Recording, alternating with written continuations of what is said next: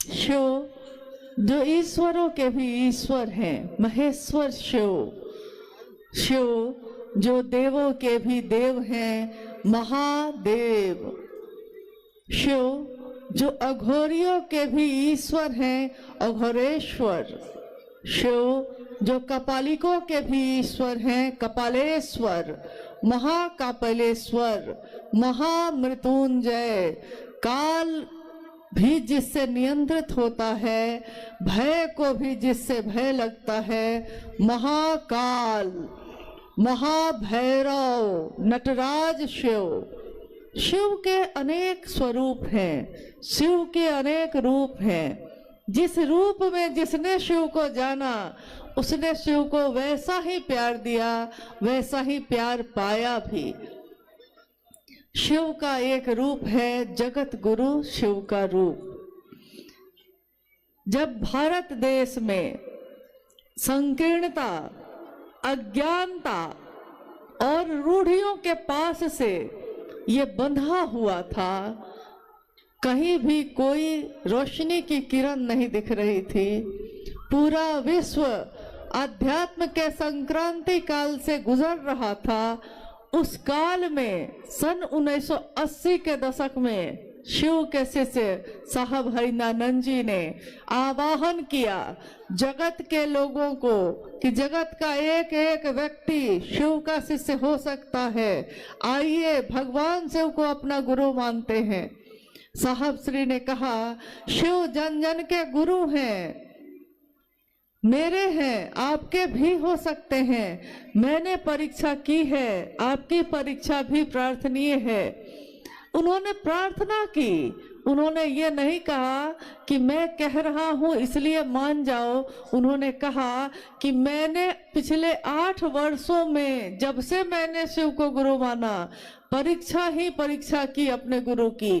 कहते हैं गुरु शिष्य की परीक्षा करते हैं, परंतु शिव के शिष्य ने शिव को गुरु बना तो लिया और शिष्य ही गुरु की परीक्षा कर रहा है। पिछले 8 वर्षों में साहब श्री ने देखा कि जो वो सोच रहे हैं सो हो जाता है, जो वो कहते हैं वो घटित हो जाता है। यहाँ तक कि जो उनकी सोच है दूसरों को शिव की तरफ बढ़ाने की, जो अंतः प्रेरणा जगी है उनके मन में, ये अंतः प्रेरणा कि अगर यदि विश्व का मानव, संपूर्ण मानवीय सृष्टि अगर अपना शिष्य भाव देती है शिव को गुरु मानकर, तो विश्व गुरु शिव को विश्व के मानव के अभ्युदय का भार, उसका उत्तरदायित्व लेना ही पड़ेगा। साहब श्री ने कहा कि मैंने देखा है शिव से सुंदर कुछ भी नहीं, शिव से अच्छा कुछ भी नहीं, शिव से बड़ा मित्र नहीं, शिव से बड़ा कुछ भी इस धरती पे नहीं है। शास्त्रों ने लिखा कि नास्ति सर्व समो देवो, नास्ति सर्व समा गति, यानी शिव से बड़ा कोई देव नहीं है, शिव से बड़ी कोई गति नहीं है। नास्ति सर्व समो रणे, नास्ति सर्व समो दाने, शिव से बड़ा कोई योद्धा नहीं है, शिव से बड़ा कोई दानी नहीं है। अगर महादानी कोई है भी तो शिव है। और साहब श्री शिव के शिष्य ने कहा नास्ति सर्व समो गुरु, शिव से बड़ा कोई गुरु नहीं। अगर कोई धरती पे गुरु है, उसका भी कोई गुरु है, उसका भी कोई गुरु है, तो सबसे अंत पड़ेगा, सबसे आदि होगा, आदि गुरु शिव। उन्होंने कहा कि जगत में रहने वाले अमीर हो या गरीब हो, चाहे वो अलग अलग जाति, अलग अलग धर्म के हों, परंतु यदि वो अपना शिष्य भाव देते हैं, अपने मन का भाव चढ़ाते हैं, तो महादेव गुरु के रूप में कोई भेद नहीं करते, महादेव ईश्वर के रूप में भी भेद नहीं करते, महादेव गुरु के रूप में भी भेद नहीं करते। जहाँ सारे भेद खत्म हो जाते हैं। इसीलिए एक रिक्शा चलाने वाला भी महादेव के दरबार में गले से लगाया जाता है और महलों में रहने वाला भी महादेव के गले से ही लगता है। ये शिव के शिष्य की दुनिया ऐसी दुनिया है जिसमें सदियों से सताए लोग यहाँ सीने से लगाए जाते हैं। दरबार में सच्चे शिव गुरु के दुख दर्द मिटाए जाते हैं। जहाँ जाके हमारे दुख और दर्द मिट जाते हैं, जहाँ पहुंचकर हमारी पीड़ा तिरोहित हो जाती है, खुद ही खत्म हो जाती है। हम भूल जाते हैं हमारे जिंदगी में क्या दुख है, क्या गम है, जिसको हम भूल जाते हैं जब महादेव का सानिध्य प्राप्त करते हैं। उसी महादेव को अपना गुरु बनाने की बात साहब ने कही। साहब श्री हरिनानंद जी ने जो इस संक्रांति काल में आध्यात्म का बिगुल बजाने वाले हैं और जिन्होंने कहा कि मानव का मानव से प्रेम करना ही धर्म है। धर्म हिंदू मुस्लिम सिख ईसाई नहीं होता, धर्म वो होता है जो एक मानव धारण कर सके और धारण करके जिसके कारण जीवन बढ़ सके। संप्रदाय आपस में बांट सकते हैं, परंतु मानव का धर्म आध्यात्म सारी रंगीनियों को एक कर देता है। आध्यात्म रंगीनियों पर निर्भर नहीं करता। आध्यात्म की रोशनी हर इंसान में एक ही होती है। हमारे रगों में खून एक ही तरह दौड़ता है, हमारी सांसें एक ही तरह से चलती हैं, हमारे दिल की धड़कनें एक ही तरह से धड़कती हैं, हमारा जीवन जो चलता है एक जैसा ही है। अगर आप ना कहिए तो किसी को पता भी ना चले कि कौन किस जाति का है, कौन किस धर्म का है, हम बताते हैं। परंतु जब साहब श्री के जीवन में एक क्षण, एक पल ऐसा आया जब आकाशवाणी हुई और आकाशवाणी में उनसे पूछा गया कि तुम जो करते हो दूसरों को करने के लिए नहीं कहते हो। साहब श्री ने कहा कि मैं उस समय डिप्टी कलेक्टर था, मैं कह सकता था कि मैं डिप्टी कलेक्टर हूँ, मैं कह सकता था कि मैं अमुक व्यक्ति हूँ, मैं हरिंद्रानंद हूँ, लेकिन मुझको कुछ भी याद नहीं रहा।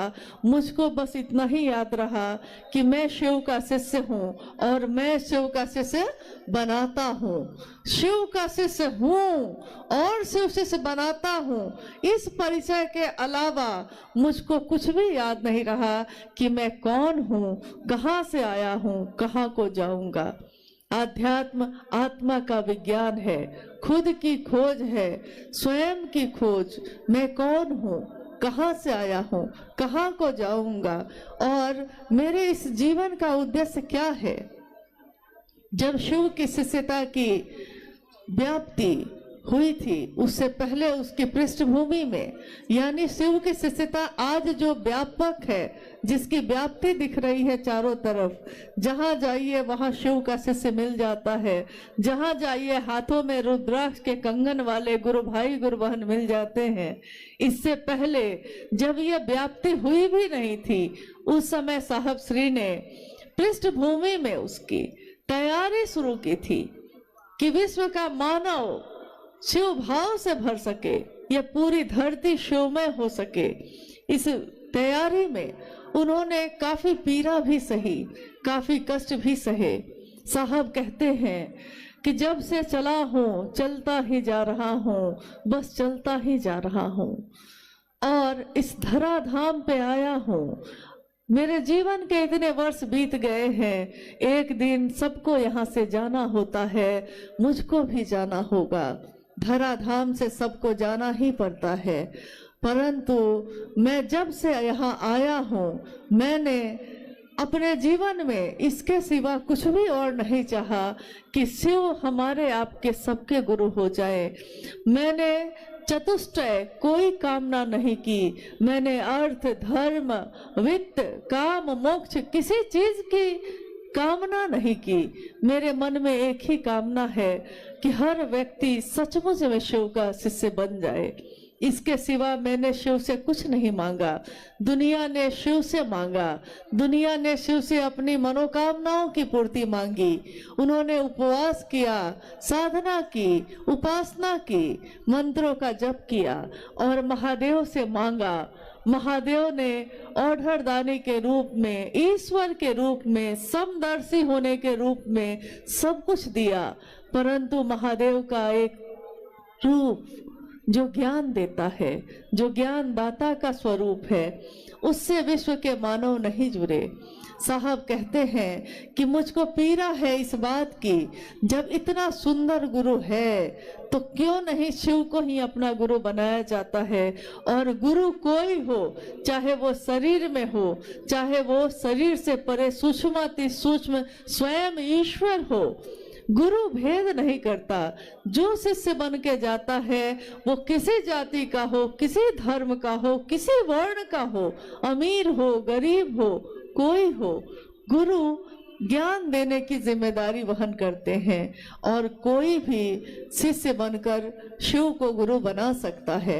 इसीलिए आज शिव की शिष्यता में हर धर्म के लोग शामिल हो रहे हैं बहुत तीव्र गति से, क्योंकि हमारी जड़ वही है।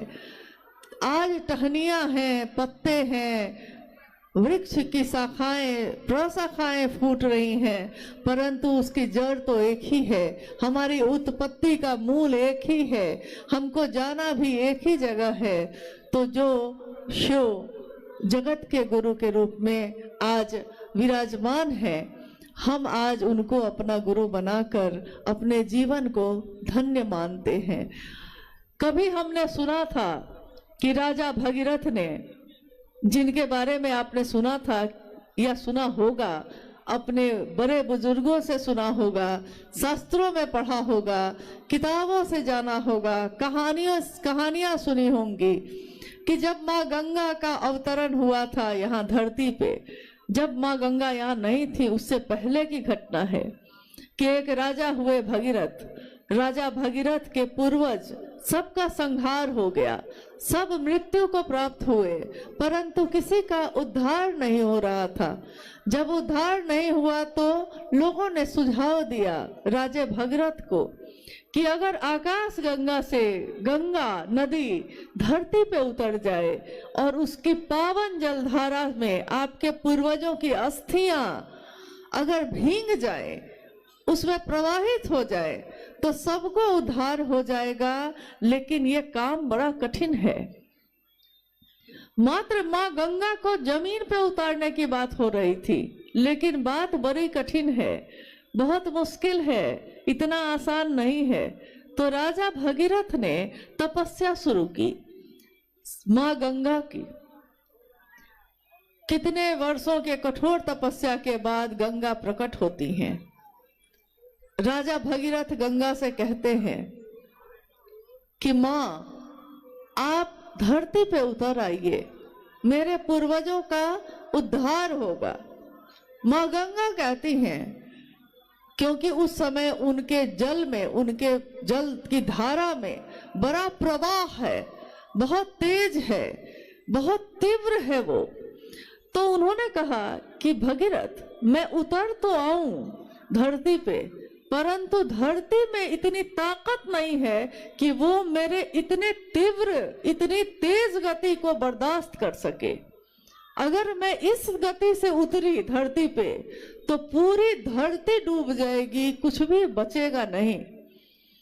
इसलिए मैं उतरना तो चाहती हूँ, उतर नहीं सकती, मेरी गति बहुत तीव्र है, इसको पृथ्वी धारित नहीं कर सकेगी।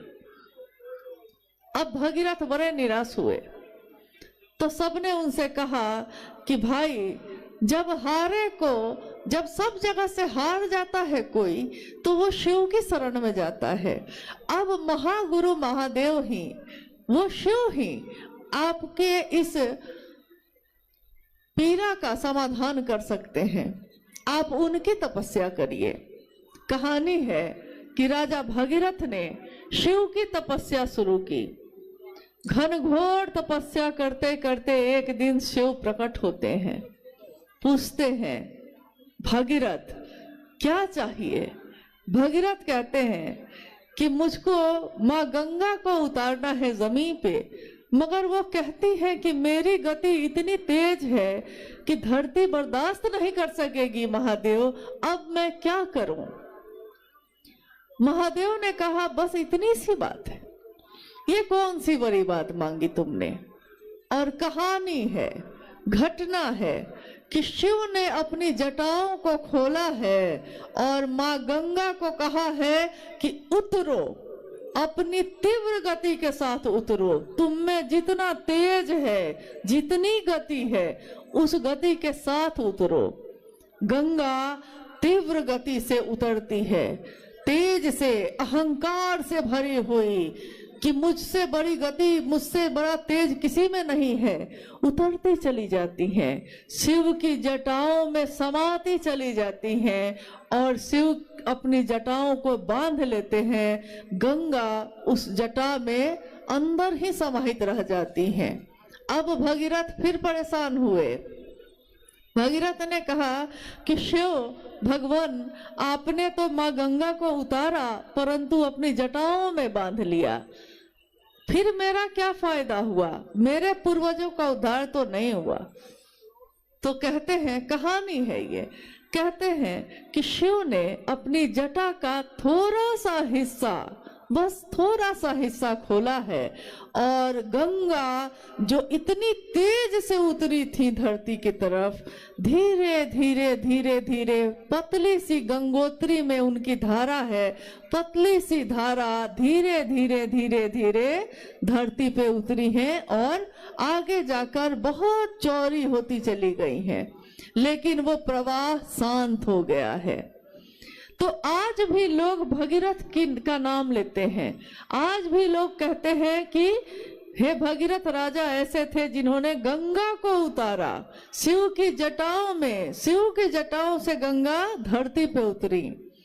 आप गौर कीजिए, साहब हरिंद्रानंद जी ने क्या किया। साहब हरिंद्रानंद जी ने अपने मन को साधा, उन्होंने शरीर से कोई तपस्या न की, लेकिन उन्होंने अपने मन को तपा दिया इस बात के लिए कि शिव, साक्षात शिव धरती पे उतर जाए। एक गंगा को उतारने में तो भगीरथ की हालत खराब हो गई और यहाँ स्वयं शिव को ही जमीन पे उतारने की बात उन्होंने की। स्वयं शिव जब जमीन पे उतरते हैं तो जगत का एक एक व्यक्ति शिव बन के चलता है। वो बोलता है तो लगता है शिव बोल रहे हैं, उसको देख के लगता है कि शिव को देखा जा रहा है। शिव अपनी शक्तियों से जाने जाते हैं, शक्तियां ही शक्तियां हैं शिव की, परंतु संयमित हैं, किसी का तेज नहीं, किसी की गति तीव्र नहीं, सारे लोग शांत हैं, अनुशासित हैं और संयमित हैं। स्वागत करते हैं हम उस युग पुरुष का, स्वागत करते हैं हम अपने साहब हरिंद्रानंद जी का। स्वागत है हे युग पुरुष तुम्हारा, तुमने जमीन पे शिव गुरु को उतारा, तुमने उस शिव को सबके लिए उतारा। एक भगीरथ ने अपने पूर्वजों के उद्धार के लिए उतारा था, साहब हरिंद्रानंद जी ने पूरे विश्व के लिए उतारा। उन्होंने कोई भेद नहीं किया, जिस तरह शिव भेद नहीं करते, शिव के लोग भी भेद नहीं करते, उन्होंने सबके लिए शिव को उतारा है। इसीलिए आज हर व्यक्ति ये कहता है कि शिव मेरे गुरु हैं, शिव होंगे सबके परंतु मेरे भी हैं। साहब ने कहा कि मैं जो इस धरती पे आया हूं, मैं जो शिव का शिष्य हूं, इस धरती के रहने वालों को अच्छे बुरे की समझ देके जाऊंगा, दूसरों को परखने की नजर देके जाऊंगा। अच्छे बुरे, अच्छा क्या है, बुरा क्या है, क्या मेरे जीवन के लिए सुंदर है, क्या मेरे जीवन के लिए अच्छा नहीं है, उन्होंने कहा, अच्छे बुरे की समझ देके जाऊंगा, दूसरों को परखने की नजर देके जाऊंगा। यारों, मैं इस जमाने का संग तराश हूँ, जमाने का, एक पत्थर का नहीं। एक पत्थर को मूर्तिकार तराश कर मूर्ति बना देता है। बेकार पड़े पत्थर को भी मूर्ति बनने पे मूर्ति वंदनीय होती है, मूर्ति पूजी जाती है। परंतु साहब हरिंद्रानंद जी शिव के शिष्य ने तमाम विश्व को, जमाने को, पूरी दुनिया को कहा कि मैं इस जमाने का संग तराश हूँ, पूरे जमाने को ही मूर्ति का रूप देने वाला मैं शिव का शिष्य, पत्थरों को भी बोलने का हुनर देके जाऊंगा। पत्थर को भी जिसने बोलना सिखा दिया। हम लोगों के जीवन में जो हमारा जीवन शून्य था, कोई जीवंतता नहीं, कहीं कोई हलचल नहीं, हम जी तो रहे थे, बस अपने जीवन को काट रहे थे। उस जीवन को एक लक्ष्य दे दिया, एक उद्देश्य दे दिया। लक्ष्य विहीन जीवन एक जानवर जीता है, परंतु इंसान, उसको अगर एक लक्ष्य मिल जाए तो इंसान में इतनी ताकत होती है कि अगर उस इंसान को आध्यात्मिक ऊर्जा मिल जाए तो आध्यात्मिक ऊर्जा के संचरण से वो चंद्रमा पे भी पहुंचता है, वो मंगल पे भी पहुंचता है, वो अंतरिक्ष में भी विचरण करता है, वो आकाश में उड़ना सीख जाता है, वो पाताल में जाना सीख लेता है, वो समंदर में सुरंग बनाना सीख लेता है। अगर आध्यात्मिक ऊर्जा हो तो वो धरती के सारे लोगों को एक सूत्र में बांधता है, जिस तरह साहब श्री ने, माँ नीलमानंद जी ने अपनी ममता के सूत्र में हमको आपको बांध दिया। अलग अलग पत्थर हैं हम, अलग अलग मोती हैं हम, सबके अलग विचार हैं, सबकी अलग सूरत है, सबकी अलग सीरत है, परंतु अलग अलग सूरत और सीरत के लोगों को उन्होंने धागा एक ही है, एक धागे में पिरो दिया। शिव शिष्यता का धागा, जिस धागे को बनाने वाले हैं साहब श्री हरिंद्रानंद जी, उन्होंने अपनी उस ऊर्जा से जो शिव ने उनको दी थी, उस ऊर्जा का सदुपयोग करके विश्व के मानव को एक धागे में पिरो दिया है। हम मोती हैं अलग अलग, परंतु हमारे धागे एक ही है, एक ही धागे में पिरोए हुए हैं हम। उसी तरह जिस तरह रोशनी होती है आकाश में जब, तो हम देखते हैं कि तारे हैं, सबकी चमक है एक जैसी, तारे अलग अलग हैं परंतु चमक सबकी एक ही है। उसी तरह मोती भी हम अलग अलग हैं लेकिन धागा हमारा एक ही है, शिव शिष्यता का। और शिव की शिष्यता मेरे मन प्राण में स्वस्फूर्त जागरण हो जाए, उसका जाग जाए मेरे मन में, इसके लिए उन्होंने दिया पहला सूत्र, जिसमें हम कहते हैं, हे शिव आप मेरे गुरु हैं, मैं आपका शिष्य हूँ, मुझ शिष्य पर दया कर दीजिए। अभी हाल में मैंने एक जगह सुना, सीतामढ़ी और मुजफ्फरपुर के बॉर्डर पे कुछ जगहों पे एक इक्का दुक्का लोग हैं जो लोगों को समझा रहे हैं कि साहब ने जो पहला सूत्र दिया है उसमें हमको बोलना है, हे शिव आप मेरे गुरु हैं, मैं आपका शिष्य हूँ, सब शिष्यों पे दया कर दीजिए। तो मुझको याद आया, जब किसी ने ये कहा तो मुझको याद है कि साहब श्री ने अक्सर ये बात कही कि तीनों सूत्रों के निरूपण में जो मेरी अनुभूति है, मैंने तीनों सूत्रों के माध्यम से दिया है, तीन सूत्र में या शिष्यानुभूति जो मैंने लिख दी है, आओ चले शिव की ओर जो मैंने लिख दी है, साहब श्री ने कहा उसमें एक बिंदु, एक कॉमा का परिवर्तन करना भी विनाशकारी साबित हो सकता है, क्योंकि अर्थ बदल जाएंगे। अगर वाक्य बदला तो उसके अर्थ बदल जाएंगे, और साहब ने जो वाक्य दिया है उसके सिवा उसका अर्थ दूसरा कुछ करना हमारे लिए हितकारी नहीं है, ये उचित नहीं है। इसलिए पहला सूत्र उन्होंने दिया, हे शिव आप मेरे गुरु हैं, मैं आपका शिष्य हूँ, मुझ शिष्य पर दया कर दीजिए। मुझ शिष्य यानी मेरे अपने बात हो रही है, मुझ में शिव का प्रकटीकरण हो जाए, स्वस्फूर्त जागरण हो जाए। इस जागरण के लिए शिव की शिष्यता में पहला सूत्र है। दूसरा सूत्र भी हम जब करते हैं, महादेव की चर्चा, महादेव की चर्चा की धूम है। महादेव की चर्चा में चर्चा महादेव के लिए की जाती है, चर्चा सुनी भी जाती है महादेव के लिए, कही भी जाती है महादेव के लिए। यहाँ कोई गुरु नहीं है, यहाँ कोई विद्वान नहीं है, यहाँ कोई प्रवचन करता नहीं है, यहाँ शिव के शिष्य जमा हुए हैं, शिव की बात हो रही है। शिव की चर्चा कहना और सुनना शिव के लिए होता है, ये तमाशा नहीं है। भीड़ इकट्ठी करना साहब का मकसद नहीं है, उनका ये मकसद नहीं है कि हंगामा खड़ा कर दूं मैं, उन्होंने कभी ये नहीं चाहा। इसीलिए शिव के शिष्य चाहे हजारों की संख्या में इकट्ठे होते हैं, लाखों की संख्या में इकट्ठे होते हैं, परंतु संयमित होते हैं, अनुशासित होते हैं, हंगामा नहीं करते, वो धीरे धीरे सहज बन के अपने पांव को रखते हैं। उन्होंने कहा कि दूसरा सूत्र ध्यान की अनुपम विधा है। ये एक ऐसी विधा है जिसको बोलने वाला जो बोल रहा है उसका मन भी अगर शिव के पास से हट गया वो बोल नहीं सकेगा। सुनने वाले का मन भी अगर शिव की परिधि से बाहर हो गया वो सुन ना सकेगा।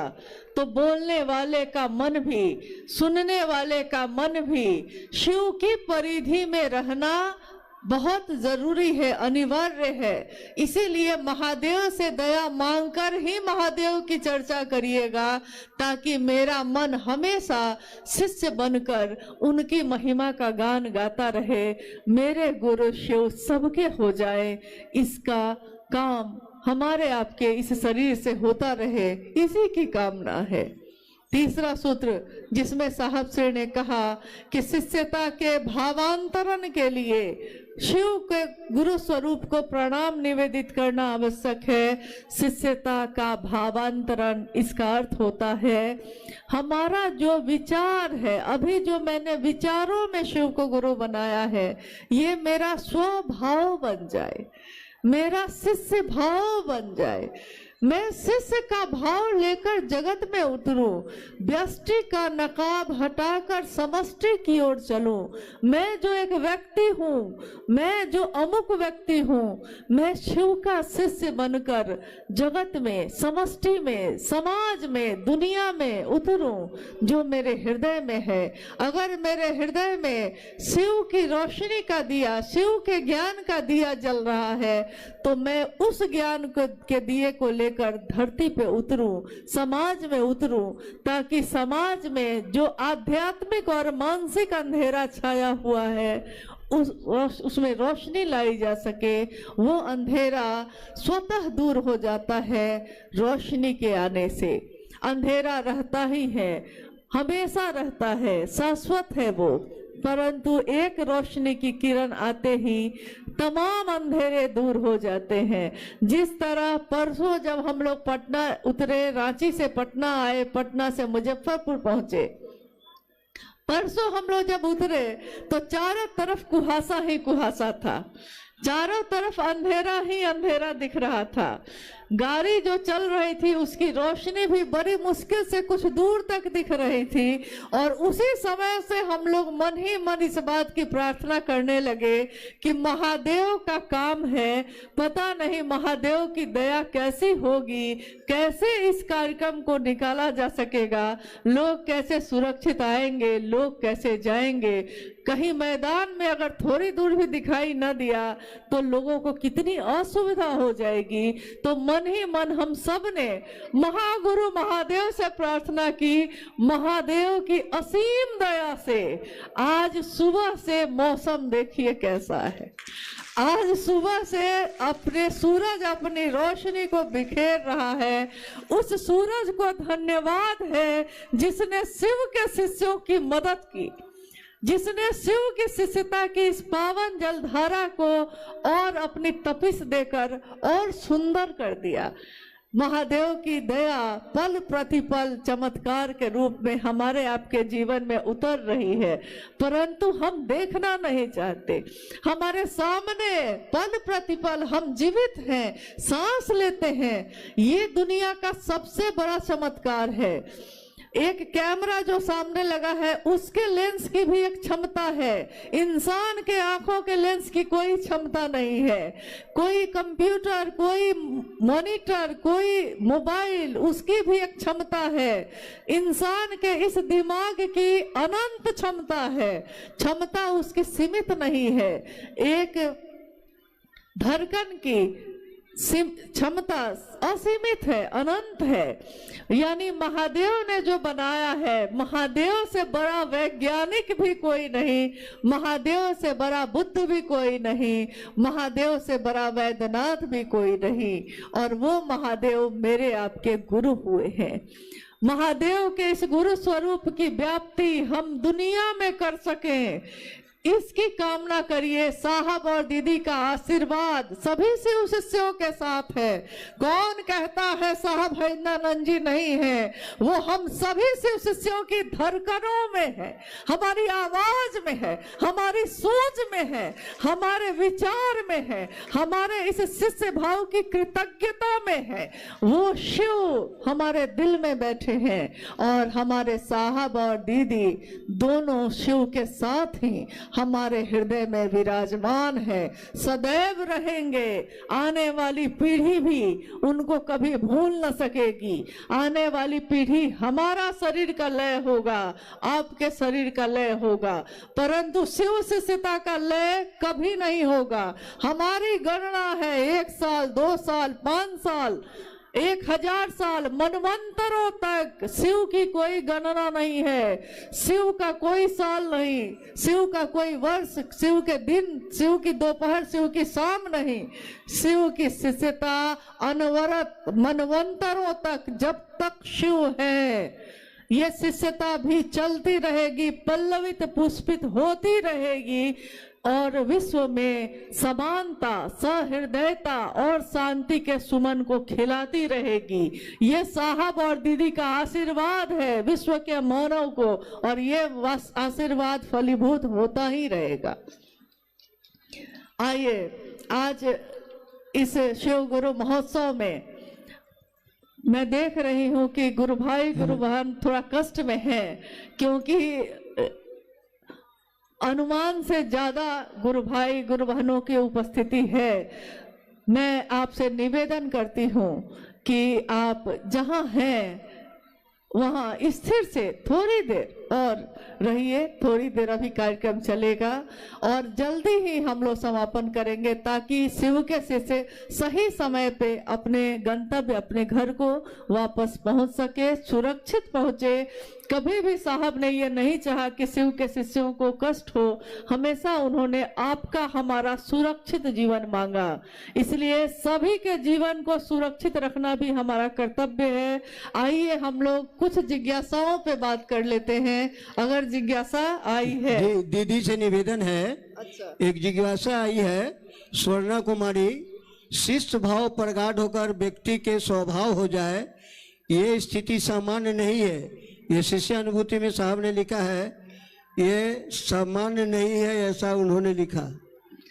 हाँ, शिव शिष्यता का भाव प्रगाढ़ होकर, प्रगाढ़ का अर्थ होता है गहरा, मजबूत, प्रगाढ़ होकर, गहरा होकर, मजबूत होकर मेरा स्वभाव बन जाए।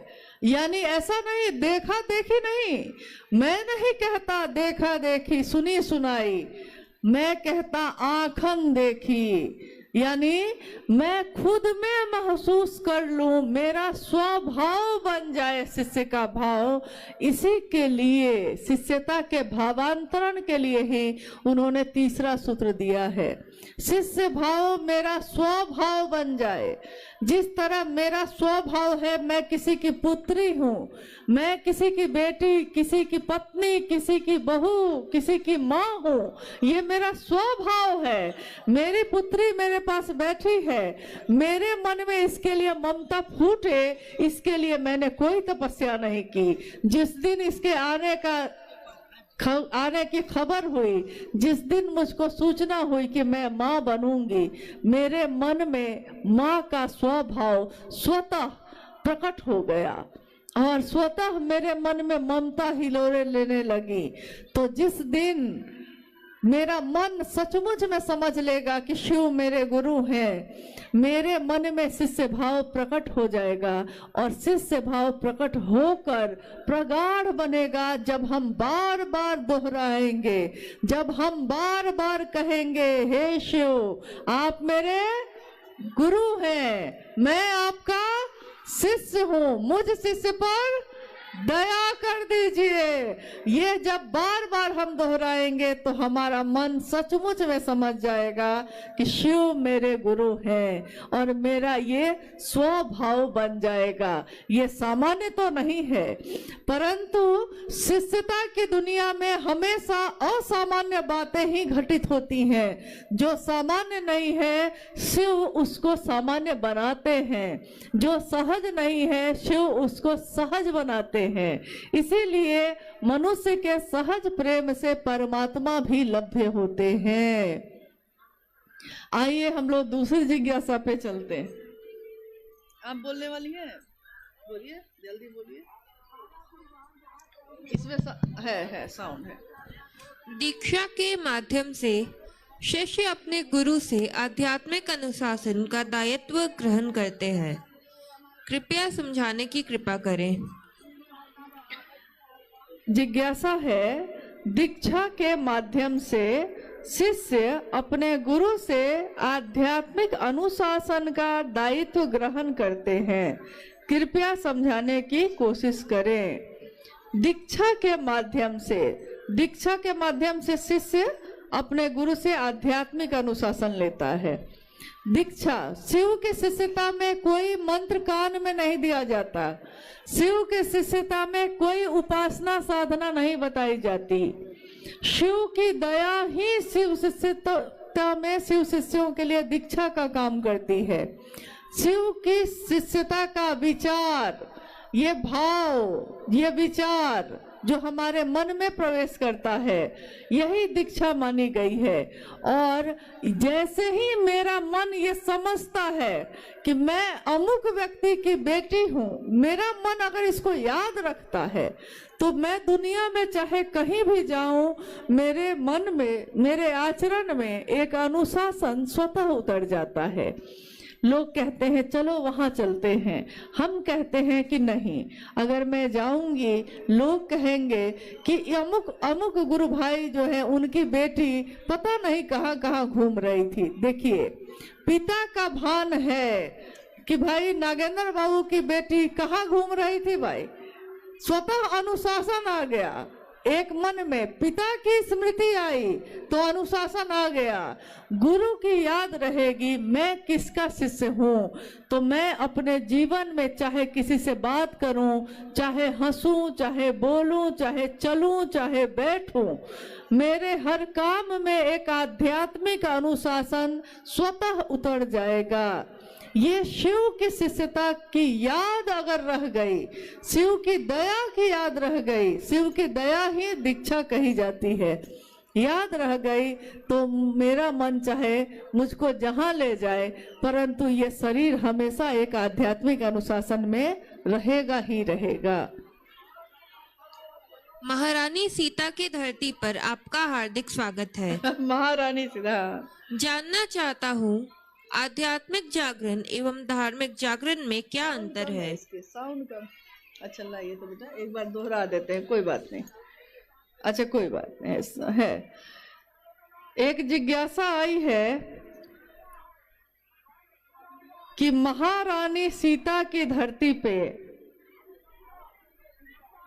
आपका स्वागत है। जानना चाहता हूं कि आध्यात्मिक जागरण एवं धार्मिक जागरण में क्या अंतर है। शिव की शिष्यता क्या है? शिव की शिष्यता एक जागरण है व्यक्ति के आध्यात्मिक और मानसिक दोनों तल का। आध्यात्मिक तल का अर्थ होता है कि ईश्वर से, जीव से शिव हो जाने का रास्ता। आध्यात्मिक तल यानी आध्यात्म मैं कौन हूँ, कहाँ से आया हूँ, इसको जानने की उत्कट अभिलाषा पैदा होती है। और मानसिक जागरण, धार्मिक जागरण, इसमें जिज्ञासा है धार्मिक जागरण। तो धार्मिक जागरण का अर्थ अगर आपने मजहब से लगाया है, अगर आपने संप्रदाय से लगाया है, तब तो अलग अलग तरीके का हो सकता है। हिंदू, मुस्लिम, सिख, ईसाई सबके अपने अपने तरीके हैं जागरण के। परंतु अगर आपने धर्म, जो सचमुच मूल में जो धर्म धारण करने योग्य धर्म का मतलब है, तो ये मानव का मानव से प्रेम होना ही है। ये शिव के शिष्यों का पूरी धरती के प्रत्येक व्यक्ति से प्रेम होना, शिव की शिष्यता में उसको शिव की ओर बढ़ाना, यही है और कुछ भी नहीं है। पढ़ देते हैं क्योंकि फिर आवाज कम। एक जिज्ञासा आई है, माला पर गिनती में प्रणाम करना, टुकड़े टुकड़े में प्रणाम करना एवं अजपा जप के माध्यम से प्रणाम करना, तीनों में क्या अंतर है? माला पे जप करना यानी मंत्रानुक्रम से होगा, सांस का उससे कुछ लेना देना नहीं होगा, मंत्रानुक्रम से होगा। टुकड़े टुकड़े में करना यानी जितना मेरा मन जितनी देर महादेव पे टिके उतनी देर आप उसको प्रणाम कर लीजिए। और अजपा जप यानी सांसों के माध्यम से आप अहर्निश शिव के को प्रणाम कर सकते हैं। सांसों की माला पे जपलू में शिव का नाम, सांसों की माला पर श्वास श्वास में नाम ले, वृथा श्वास मत खो, ना जाने इस श्वास का फिर आना हो ना हो। हर सांस में उस शिव का नाम ले सके, शिव का प्राण मंत्र जो नमः शिवाय है उसका उच्चारण कर सके, उसको अनुभूत कर सके, इसकी कोशिश करनी है। जिज्ञासाएं बहुत सारी आई है और मुझको लगता है कि शिव शिष्य होने की घोषणा भी आई होगी। शिव शिष्य बनने की घोषणा के लिए भी बहुत सारे नाम आए हैं। जिज्ञासा बहुत सारी है, बनो तो शिव, रहो तो शिव और जियो तो शिव। साहब श्री का कथन है, माँ दीदी नीलमानंद जी की ममता ये पुकार के कहती है, और साहब का ये कथन ये कहता है कि बनना ही चाहते हैं, कोई डॉक्टर बनता है, कोई इंजीनियर बनता है, कोई मास्टर बनता है। अरे बनना ही है तो सबसे सुंदर पक्ष जो है वो पक्ष है जीव का शिव हो जाना। तो सबसे सुंदर पक्ष को लेकर बनिए। कोई पूछे कि कौन है आप, तो आप क्या कहिएगा? कोई पूछे कौन है आप क्या कहिएगा? मैं कौन हूँ? मैं शिव का शिष्य हूँ। कोई पूछे रहते हैं कैसे रहते हैं, तो कहिए कि मैं पीता वारी प्रपातों पे, मैं सोता चट्टानों पे। जैसे शिव बैठे हैं चट्टानों पे, जैसे शिव न्यूनतम व्यवस्था में भी सुखी रहा जा सकता है सिखाते हैं।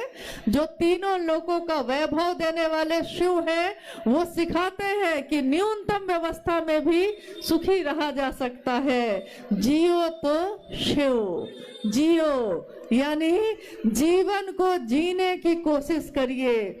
मौत तो आनी ही है, एक दिन आके रहेगी। मौत महबूबा है, अपनी एक दिन गले से लगाएगी, परंतु जीने की कोशिश करिए। चाहे थोड़ी भी सुविधा हो, जीना आपका जीवन सबसे बेशकीमती है। जीवन को जीने के लिए उस महागुरु महादेव से दया मांगिए, प्रार्थना करिए। बहुत सारे नामों की घोषणा यहाँ आई है और इतने नाम को बोलना संभव नहीं है। आज के इस शिव गुरु महोत्सव में, जिसमें सभी शिव के शिष्य शामिल हुए हैं, इसमें आने वाले सभी लोगों से मैं निवेदन करूंगी कि जब वो यहाँ से लौटें तो बहुत धीरे धीरे आराम से, किसी को धक्का मत दीजिएगा, बिल्कुल आराम से, धीमे धीमे कदमों से, धीरे धीरे, पहले पीछे के लोग फिर धीरे धीरे इधर के लोग जाएंगे, तब तक वो बैठे रहेंगे। और घोषणा है, जितने भी नाम इस गुरु के मंच पे आए हैं उन सभी नामों की घोषणा हम लोग करते हैं कि आज और अभी से इन सभी भाई और बहनों ने महेश्वर शिव को अपना गुरु बनाया है। इनके नाम की घोषणा शिव के अंतरिक्ष साम्राज्य में प्रेषित की जाती है। कृपया दर्ज हो, जागो जागो महादेव। बहुत धीमे धीमे आप सब यहाँ से प्रस्थान करेंगे। आप सभी के चरणों में मेरा प्रणाम है। कि कालिंपोंग में शिव चर्चा मैं सुन रहा हूं, लेकिन भरोसा नहीं हो रहा है। क्या शिव जो भगवान है और शिव गुरु दोनों एक है या अलग अलग है? जिज्ञासा है कि शिव की पूजा वो कर रहे हैं, शिव की चर्चा भी सुन रहे हैं, उनको भरोसा ये नहीं हो रहा है कि शिव भगवान है कि शिव गुरु है। शिव भगवान भी है और शिव गुरु भी हैं। मेरे पिता भी हैं कोई और वो मास्टर भी मेरे हैं। ये हो सकता है कि नहीं? ये होता है कि नहीं? होता ही है। तो शिव भगवान है। भगवान के रूप में वो समदर्शी हैं। भगवान के रूप में वो सबके ऊपर एक समान दृष्टि रखते हैं। इसीलिए कोई अगर देवता भी तपस्या करे तो उसको भी वरदान देते हैं। कोई राक्षस अगर तपस्या करे तो उसको भी वरदान देते हैं। महादेव भगवान के रूप में प्रसन्न होकर वरदान देते हैं। इसमें कोई, महादेव भगवान के रूप में मनोकामनाओं की पूर्ति करते हैं, इसमें भी कोई संशय नहीं है। परंतु गुरु के रूप में विवेक पूर्ण दान देते हैं। विवेक पूर्ण दान यानी जो हमारे लिए जरूरी होगा, जो हमारे लिए अच्छा होगा। जैसे कहा गया है कि घर में प्रथम गुरु माता और पिता को माना जाता है, क्योंकि माता पिता अपने बच्चे को कभी भी हाथ में खुला चाकू नहीं देंगे। क्यों? बच्चा चाकू मांगता है, माता पिता नहीं देंगे, क्योंकि वो जानते हैं कि चाकू से हाथ काट लेगा। इसको अभी चाकू चलाना आता नहीं है तो चाकू से हाथ कट जाएगा, तो नहीं देंगे। देखिए, माता पिता है वो, लेकिन यहां उन्होंने एक गुरु के तरह विवेक पूर्ण दिया या नहीं दिया, क्या देना ठीक होगा, क्या देना नहीं ठीक होगा। बच्चा कहता है कि हम 10 बजे रात में जाएंगे अपने दोस्त के यहाँ, माँ कहती है ना, दिन में जाना, और मानती है, लेकिन किस बात पे? कि दिन में जाना, रात में नहीं जाना है। यहाँ उसने क्या किया? विवेक पूर्ण होकर उसकी बात को माना, बच्चे की बात को माना, लेकिन विवेक का भी प्रयोग किया। तो महादेव जब गुरु के रूप में होते हैं तो वो विवेक पूर्ण दान देते हैं, जो इंसान के जीवात्मा के लिए, जीवात्मा के इस जीवन के लिए अच्छा होगा, सुंदर होगा, उसी के लिए वो वही दान देंगे। अगर नहीं ठीक होगा तो वो नहीं देंगे गुरु के रूप में, और ठीक होगा तो गुरु के रूप में वो भी दे सकते हैं जो हमारे भाग्य में भी नहीं हो, जो हमारी रेखाओं में भी ना हो, वो भी गुरु अहर्निश देते हैं, देते आए हैं। देखिए, जिज्ञासा आपकी है, हमारी जिज्ञासा नहीं है। आप चैन से बैठे कुछ देर। एक जिज्ञासा आई है कि भारत भूखंड पर गुरु और सदगुरुओं का भरमार है, फिर आज ये जगत गुरु शिव की बात क्यों?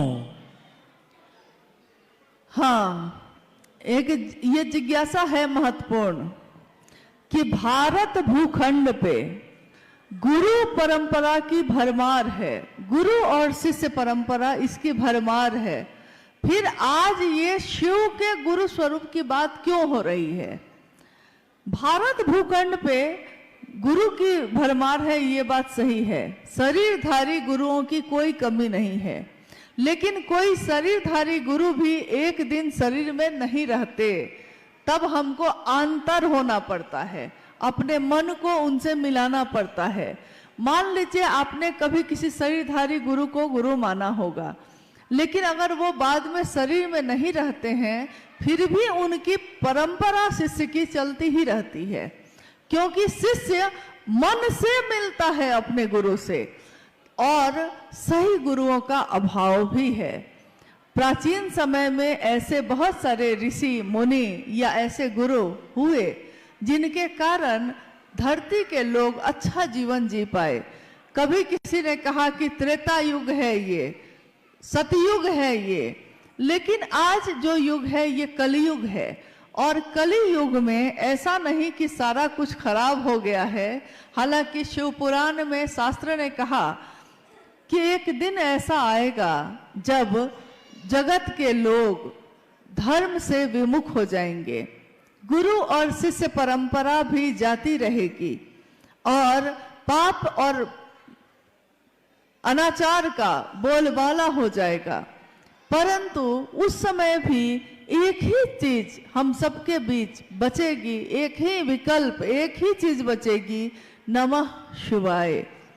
शिव पुराण ये कहता है, आज का तो नहीं है, हजारों साल पहले लिखा गया ये ग्रंथ ये बता रहा है, आज ये घटित हो रहा है कि आज हम जैसे मानव के पास एकमात्र विकल्प है शिव की शिष्यता, यानी शिव को जो हम प्रणाम करते हैं नमः शिवाय से।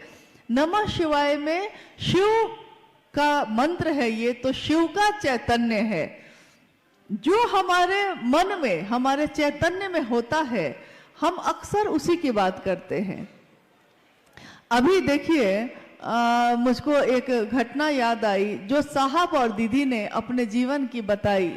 उन्होंने कहा कि अगर महादेव आपके मन में रहेंगे, मन में अगर महादेव हैं, तो आप कहीं भी जाइएगा, आपके सारे ध्यान का केंद्र महादेव हो जाएंगे, चाहे आप कार्यालय में बैठिए, चाहे आप किसी काम में रहिए। हुआ ये कि एक घटना हुई कि साहब उस समय पटना में पोस्टेड थे, तो वो अपने कार्यालय जा रहे थे।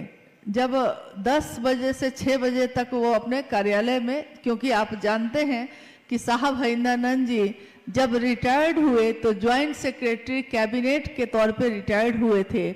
उसके साथ साथ उन्होंने महादेव के नाम का अलख जगाए रखा, और करोड़ों लोग आज महादेव की सोच पे खड़े हैं, चल रहे हैं। तो उस दिन हुआ ये कि जब वो कार्यालय के लिए निकलने लगे तो माँ नीलम आनंद जी ने, गृहस्थ भी हैं, वो गृहस्थ भी हैं, क्योंकि महादेव गृहस्थों के भी आदर्श हैं। साहब और दीदी क्या है, गृहस्थ भी हैं, 3 बच्चे भी हैं उनको। तो जब निकलने लगे तो माँ ने उनसे कहा कि कटहल लेते आइएगा, उधर से जब ऑफिस से लौटिएगा। हमारे पति भी जब बाहर जाते हैं तो हम लोग उनसे कुछ ना कुछ डिमांड कर ही देते हैं कि जब आइएगा तो ये लेते आइएगा, ये लेते आइएगा। तो माँ ने कहा कि कटहल लेते आइएगा। कटहल क्या है, एक सब्जी है, फल भी माना जाता है उसको, कटहल ही तो है, लेते आइएगा। साहब ने कहा कि लेता आऊंगा। अपनी जीप में बैठे, जिप्सी में कार्यालय चले गए। साहब ने कहा कि रास्ते में मैं दोनों तरफ सब्जी वाले को देखता रहा कि कटहल है कि नहीं है। नहीं था, दिन में तो दुकान लगी नहीं थी। सोचा कि कार्यालय जाकर चपरासी को भेजूंगा।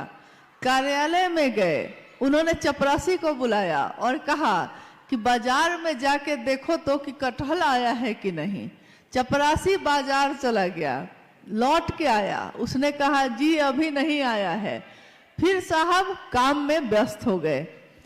फिर अब शाम में जाना है, चपरासी से फिर बुला के कहा अब देखो तो कि आया कि नहीं कटहल बाजार में। चपरासी फिर गया, उसने कहा आ गया है सर। उधर से कटहल लेके आए, गाड़ी में रखी गई। कहा एक ज्वाइंट सेक्रेटरी कैबिनेट और कहा वो कटहल के लिए परेशान हो रहे हैं। साहब ने कहा क्या मैं कटहल के लिए परेशान हो रहा था? नहीं, मेरे ध्यान में नीलम थी, मेरे ध्यान में नीलम थी, तो नीलम ने क्या कहा है ये भी मेरे ध्यान में था।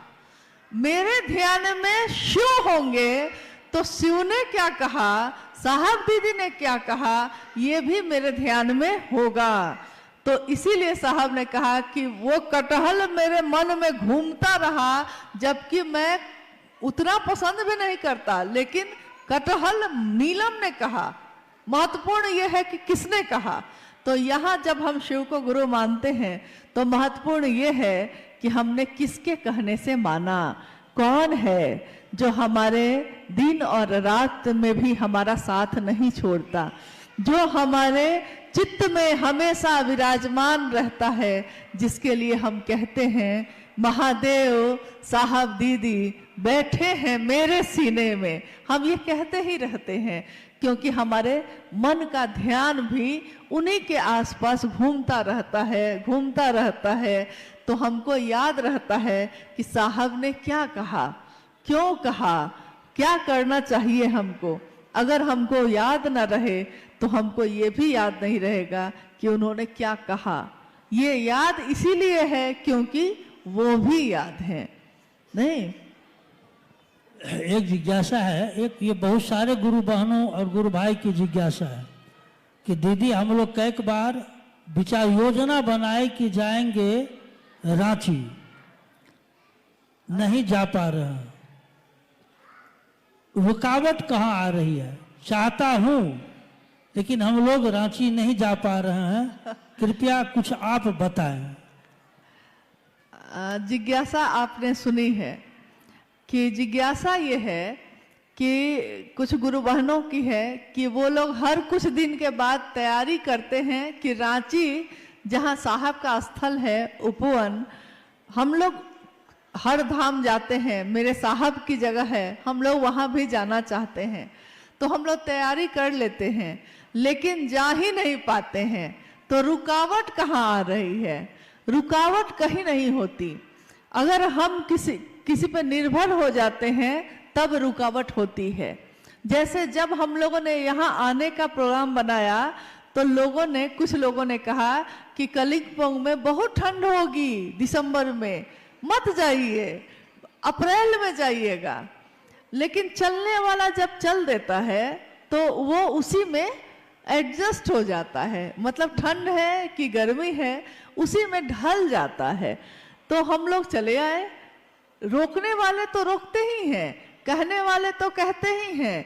कोई कहता है चल सकते हो, कोई कहता है नहीं चल सकते हो, कोई कहता है जाना चाहिए, कोई कहता है क्यों जाना चाहिए, मत जाइए। लेकिन मेरा मन क्या कहता है?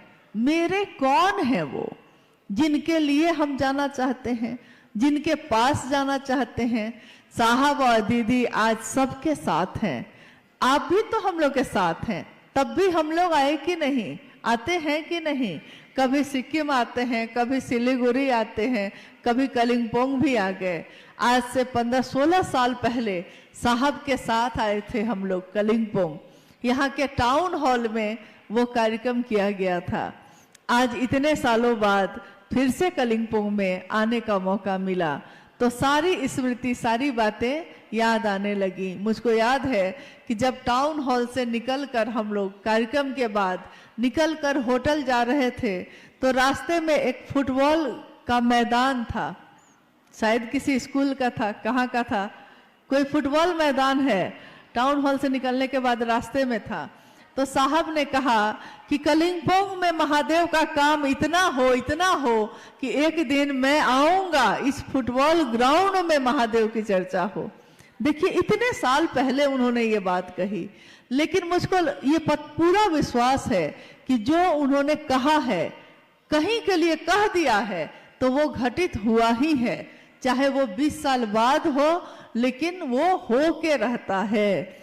उन्होंने हमेशा यही चाहा कि हम सभी शिव के शिष्य बने, शिव के बने। यहाँ तो स्थिति ये होती है कि अगर कोई गुरु भाई या कोई गुरु बहन 50 आदमी को जोड़ लेता है और 50 आदमी उसके बात पे चलने लगता है, तो वो समझ लेता है कि ये 50 मेरा आदमी है। तो दूसरा अगर कोई रख दिया चर्चा, तो उसमें कहेगा मेरा लोग नहीं जाएगा, मेरा लोग। जबकि आपने उसको जोड़ा था क्या कह के? आपने तो कहा था शिव का बनना, शिव का शिष्य बनना। तो शिव के लोग ना होंगे, ये मेरे लोग कैसे हो गए? इसका अर्थ है कि मैंने शुरुआत में ही गलत भावना से ये काम किया है। मैंने महादेव के लिए महादेव का काम नहीं किया। जिसने भी, जो भी ऐसा करते हैं, उन्होंने शुरू से ही सोच लिया था कि हमको अपना आदमी बनाना है। हम लोग को कहाँ फर्क पड़ रहा? आप आए तो बहुत अच्छा, हम भी तो महादेव के लिए आए थे, फिर हम भी चले जाएंगे, आप भी चले जाइएगा। कोई ना भी आया तो भी कोई बात नहीं, महादेव उस पे भी दया करे, उस पे भी अपनी कृपा, अपना आशीर्वाद बरसाएं। उनकी दया की बारिश हर व्यक्ति पे हो।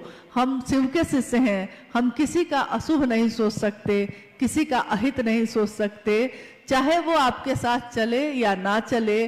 कभी शिव के शिष्यों को किसी का अहित नहीं सोचना चाहिए, क्योंकि वो शिव का शिष्य है और अगर उसने सोच लिया तो ऐसा घटित हो सकता है। इसलिए हम लोगों को ये काम कभी नहीं करना चाहिए।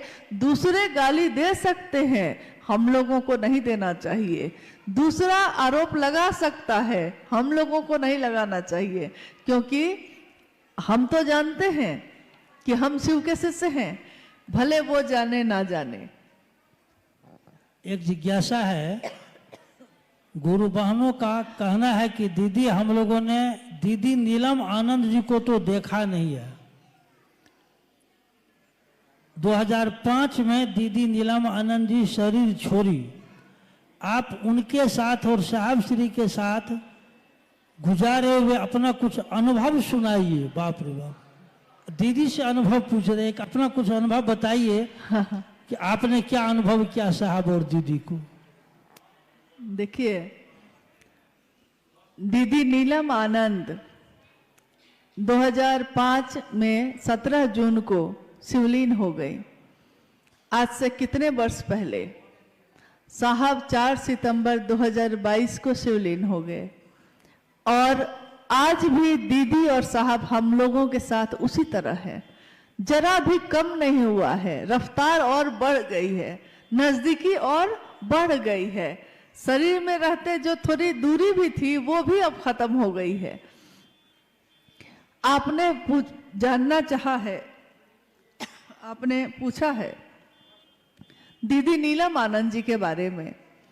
27 जुलाई 1952 को झारखंड में एक जिला है पलामू, वहां के मनातूगढ़ में दीदी माँ का जन्म एक जमींदार परिवार में हुआ। महुआर जगदीश्वर जीत सिंह की बेटी एक राज परिवार जैसा जीवन वो जी रही थी।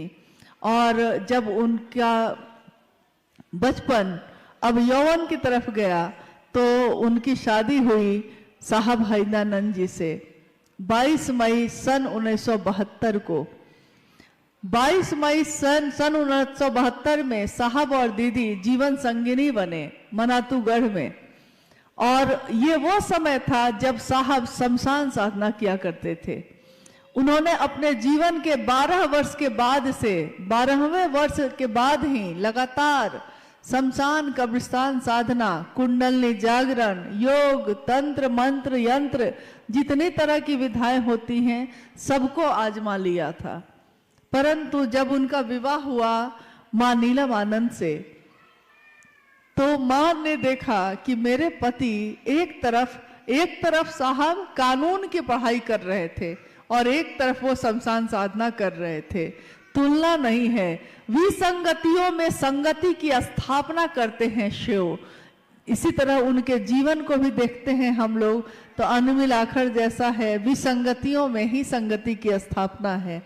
उन्होंने शमशान साधना भी जाना जारी रखा और साथ साथ उन्होंने कानून की पढ़ाई भी करना जारी रखा। सन 1974 में जब साहब श्री ने शिव को अपना गुरु बनाया, आरा के गांगी नामक स्मशान में जब वो बैठे थे अर्धरात्रि में, और अर्धरात्रि में उनके मन में ये आवाज गूंजी थी कि गुरु भगवान होते हैं तो भगवान गुरु क्यों नहीं है। उन्होंने शिव को अपना गुरु बनाया था। 1974 के बाद लगातार 1981 तक, जब तक कि साहब बीच में डिप्टी कलेक्टर हुए, बिहार प्रशासनिक पद पे पदाधिकारी हुए और पाटन में उनकी पोस्टिंग हुई। पाटन में बहुत सारी चमत्कारी घटनाएं हुई। मां नीलम आनंद जी के बारे में इतना ही कह सकते हैं कि उन सारे चमत्कारों की घटनाओं को जो घटित हो रहे थे उसमें उनकी सबसे ज्यादा भूमिका थी, क्योंकि स्वयं भगवती स्वरूपा, शक्ति स्वरूपा मां नीलम आनंद के लिए कुछ भी कहना उनके व्यक्तित्व को बहुत छोटा साबित करता है। उनके बारे में अगर कुछ कहना चाहे कोई तो कह नहीं सकता, उसके शब्द कम पड़ जाएंगे और उनकी ममता बहुत भारी पड़ जाती है। माँ की ममता का कोई मोल नहीं, माँ की ममता शब्दों में बांधी नहीं जा सकती। माँ जो ममता बरसाती है वो ममता ही बरसाती रही। स्वयं उनके शक्ति या उनके आध्यात्मिक जो शक्ति है उसका आकलन कोई करना चाहे तो जगत का लोग नहीं कर सकता, क्योंकि ऐसी कितनी घटनाएं हैं जो ये बताती हैं कि उनके मन से या उनकी बात से क्या हो सकता है, क्या हो जाता है। उन्होंने जो कहा सो घटित हो गया, जो चाहा सो हुआ।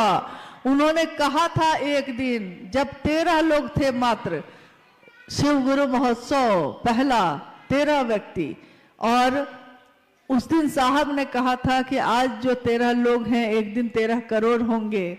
मां नीलम आनंद जी ने कहा था कि आज जो शिव शिष्यता है एक दिन ऐसा आएगा कि देखनिहार को धरनिहार नहीं होगा, देखने वाले गिर जाएंगे, मंजिल इतनी बड़ी होगी, इमारत इतनी बुलंद होगी, शिव की शिष्यता इतनी व्यापक होगी। सोचिए ये कब की बात है, ये 1982 की बात है और आज 2025 में हम लोग बैठे हैं। करोड़ों शिव के शिष्य आज जीवन में शिव को जीते हैं, रहते हैं शिव बन के, जीते हैं शिव बन के, बनते हैं शिव। और ये सब किसके कारण हो सका? तो साहब और दीदी के कारण हो सका। आपने पूछा है कि मां नीलम आनंद जी के साथ मेरा जो समय गुजरा, मेरा जो सानिध्य मुझको प्राप्त हुआ, तो मैंने क्या अनुभव किया है, मेरी अनुभूति क्या है। मुझको उनका सानिध्य मिला और उसके बाद तो कुछ भी याद नहीं, भूल गया सब कुछ, याद नहीं अब कुछ, सब कुछ जैसे कोई भूल जाता है। मैं अक्सर हंसी में कहती थी, जब जो माँ जिसने मुझको जन्म दिया वो कभी कभी माँ नीलम आनंद जी से मेरी शिकायत करती थी, कहती थी कि बेटी है मेरी और मुझको फोन करके हालचाल भी नहीं पूछती है। तो मैं हंस के कहती थी उनको कि मैं तो भूल चली बाबुल का देश, पिया का घर प्यारा लगे। पिया का घर यानी माँ का वो आश्रय, वो आंचल, साहब का वो आशीर्वाद, इसके सामने अब दुनिया में कुछ भी याद ही नहीं रहता था। तो जब याद ही नहीं रहता था तो बात कैसे करे, इस पे वो रोने लगी। तो माँ ने मुझको बहुत समझाया, कहा कि अरे वो माँ है, तुम्हारी माँ है। मैंने कहा कि माँ मैं अपने दिल की बात कह रही हूँ, मुझको कोई याद ही नहीं रहता, जब आपके साथ हूँ तो और किसकी याद आती है। तो माँ हंसने लगती।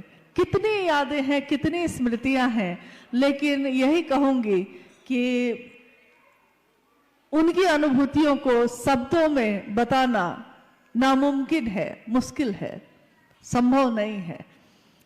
फिर भी उन्होंने जो दिया है, उन्होंने किसी में कभी भेद नहीं किया। मैंने देखा माँ नीलम जी को कि उनकी 3 संतान यानी 2 बेटे 1 बेटी है, परंतु उन्होंने हम सबको, सभी शिव के शिष्यों को, शायद आपने सुना भी होगा, मेरी शादी जब हुई उस दिन ही मंडप पे ही मेरे शिव के शिष्य होने की घोषणा हुई थी। सभी शिव शिष्यों को माँ नीलम आनंद जी ने एक जैसा ही प्रेम दिया, कभी भेद नहीं किया। तो शिव के लोग शिव जैसे ही होते हैं, शिव कभी भेद नहीं करते। शिव के आंचल में, शिव की गोद में देवता भी बैठते हैं, राक्षस भी बैठते हैं। शिव अगर अमृत देते हैं तो वो सबके लिए देते हैं, वो किसी एक को चुनकर नहीं देते। तो साहब और माँ नीलम आनंद जी ने सबको एक समान रूप से अपना दान दिया, अपना आशीर्वाद दिया। ये चाहा कि हम शिव के शिष्य बने, हमेशा बने रहें। माँ नीलम आनंद जी के साथ एक कार्यक्रम में जब ये वो गई थी तो उन्होंने कहा था उस कार्यक्रम में कि मैं शिव की शिष्या हूँ, मैं आपके लौकिक कांटों को चुन लूंगी। मतलब आपके जो लौकिक जगत है, सबको कहा कि आप सब जो शिव के शिष्य हैं, आपके जीवन के लौकिक कांटों को, कष्टों को मैं चुन लूंगी, छाया बनकर आपके साथ सदैव रहूंगी, बशर्ते गुरु कार्य में बेईमानी नहीं। ये बात उन्होंने बार बार कही कि एक शर्त एक ही है मेरी कि गुरु कार्य में बेईमानी मत करिएगा, गुरु का काम, गुरु का नाम गुरु के लिए लीजिएगा, गुरु के ही होके रह जाइएगा। और छाप तिलक सब छीनी रे तो से नैना मिला के, हम सारे छाप तिलक जो जगत के हैं भूल जाते हैं जब हमारा मन शिव से लगता है। तो हम सब शिव के शिष्य बने रहें और कुछ नहीं है, हाँ, चलते रहें। जीवन में जब भी मिलना हो इसी तरह गुरु भाई गुरु बहन बन के हम लोग मिलते रहें। कुछ अपने हैं, कुछ क्या कहेंगे, कुछ कांटे हैं, कुछ कलियां हैं, और इन कांटों और कलियों के बीच ही शिव की शिष्यता है। शिव के शिष्यता कीचड़ में कमल के जैसा है। दुनिया अगर कीचड़ है तो शिव की शिष्यता कमल का फूल है। दुनिया अगर कांटे चुभाती है तो महादेव की असीम दया कांटों पे चढ़ के गुलाब को खिलाती है। दुनिया गुलाब को देखती है, कांटों को कोई देखता भी नहीं। तो हम सब भी गुलाब की सुंदरता को देखें, शिव की शिष्यता की सुगंध से सराबोर हों, यही कामना मेरी है। और अपने साहब और दीदी से, अपने गुरु महादेव से यही आशीर्वाद मांगती हूँ कि हम सभी शिव शिष्यों का जीवन शिवमय हो, सुखमय हो।